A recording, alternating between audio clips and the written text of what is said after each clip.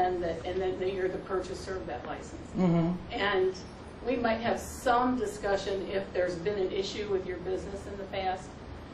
We might have some discussion about it, but any other member of council can speak, but I can't ever remember turning one down. Right. He mentioned the mayor and the council. Mm-hmm. And he wanted, before he began the process, he wanted to make sure that there was not an objection by the municipality. Otherwise, he would say there's no reason to even begin. So I just am here on behalf of my business. I don't think he needed a letter of no objection, but he wanted, before he began, he wanted to make sure that there wasn't a controversy with my business where the council or the police chief or the mayor would object to my trying to do this.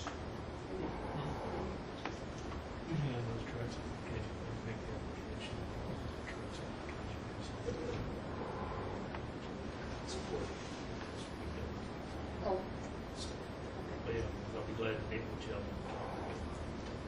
okay. Mr. Wilbur will be glad to be with you. There's a letter that that goes with your application that comes from the city on these trucking applications. Sure. And I And wasn't I aware have the of name that. of the attorney and his telephone number, who he said readily give to anyone for any questions about that. Sure, I should just talk to George afterwards about this. Yeah. Thanks so very much. Mr. Shank, you had a question? I was just going to point out, a lot of times things happen fast and sometimes I don't even know what's going on.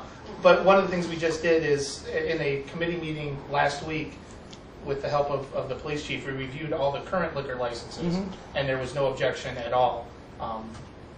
The same process would happen again unless something miraculous happens. This down is there. called a D3, and all it would do is allow me to stay open until 1 o'clock, but I would be allowed to sell high proof, up 80 proof instead of just the 42 proof. Right.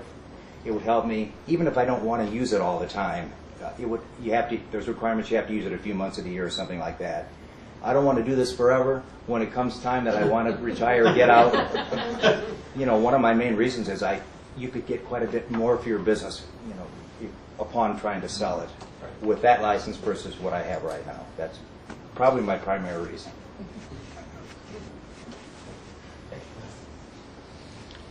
Mr. Finke. Don Finke, 222 Adams. Just out of curiosity, where is the proposed location for the lighthouse in the park? It's kind of by the Derby Pond area, kind of in that triangle there. There's an area there that they would be, interested in council looking at. On the right side of Washington Street or the left side? On the right side, right? Kind of, it encompasses that whole area. The 14 acres of development takes Washington and it kind of hangs a left. No, from on Washington and the Derby Pond. North of the Derby Pond on the right side of Washington. Is that what you're saying? Yeah. Okay, thanks. Mr. Finke, tomorrow the Lighthouse Committee will be down there at 5:30. I think 5:30 to 6. 5:30 to 6. 5:30 to 6, you're welcome to join us. And they're going to have it laid out so you can see where they've invited council. I'm sure they won't mind. I'll be there if you want to come. I'd love to go. They did it last I'll week. just be happy to stroll through the park one day. There you go. There you go. Yeah, they're doing another one because it was so cold. And I think just Mike and I were the only ones that showed up last week, so they're doing another one because the weather's a little uncertain. They have flags there so you can kind of see the area they're looking at. Anyone else?